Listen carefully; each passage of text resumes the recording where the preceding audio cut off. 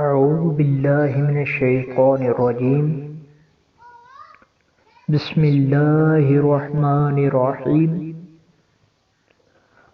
ابو بکر بن ابی شیبہ، وکیع، سفیان، محمد بن مسنہ، محمد بن جعفر، شعبہ، قیس بن مسلم، حضرت طارق بن شہاب سے روایت ہے کہ عید کے دن سب سے پہلے نماز سے قبل جس شخص نے خطبہ کیا وہ مروان تھا۔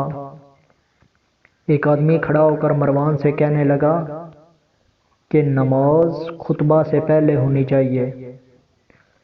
مروان نے جواب دیا، وہ دستور اب چھوڑ دیا گیا ہے۔ حاضرین میں سے ابو سعید رضی اللہ تعالیٰ عنہ بولے، اس شخص پر شریعت کا جو حق تھا وہ اس نے ادا کر دیا، اب چاہے مروان مانے یا نہ مانے۔ میں نے خود رسول اللہ صلی اللہ علیہ وآلہ وسلم کو فرماتے سنا کہ جو شخص تم میں سے کوئی بات شریعت کے خلاف دیکھے تو وہ ہاتھ سے اس کو بدل دے، اگر ایسا ممکن نہ ہو تو زبان سے ایسا کرے، اگر یہ بھی ممکن نہ ہو تو دل سے ہی اس کو برا جانے، مگر یہ ضعیف ترین ایمان کا درجہ ہے۔ It is narrated on the authority of Tariq bin Shahab. It was Marwan who initiated of delivering khutbah before the prayer on Friday. A man stood up and said, prayer should precede khutbah. He remarked, this practice has been done away with. Upon this Abu Sa'id remarked, this man has performed laid on him.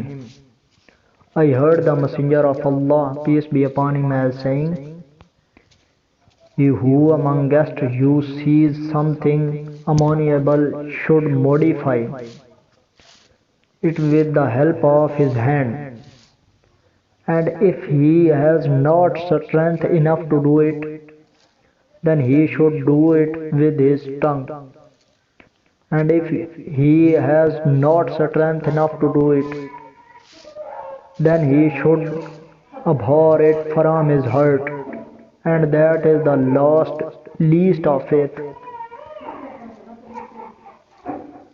ابو کریب محمد ابن العلا، ابو معاویہ اعمش اسماعیل بن رجا اپنے والد سے، ابو سعید خدری، قیس بن مسلم، طارق بن شہاب، ابو سعید خدری رضی اللہ تعالیٰ عنہ سے بھی یہ روایت بالکل اسی طرح مذکور ہے۔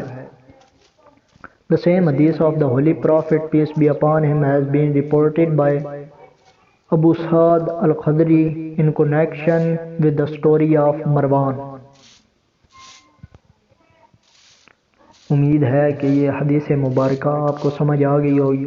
اگر حدیث مبارکہ آپ کو اچھی لگے تو لائک کر دیجیے گا، اور جو بھائی جسے یقین نہ ہو کہ یہ حدیث مبارکہ کہاں سے پڑھی جا رہی ہیں تو وہ صحیح مسلم کی کتاب میں جا کر 180 جو حدیث نمبر ہے وہ چیک بھی کر سکتا ہے۔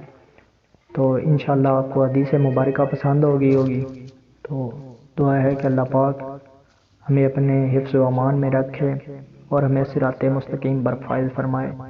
وما علینا الا البلاغ المبین۔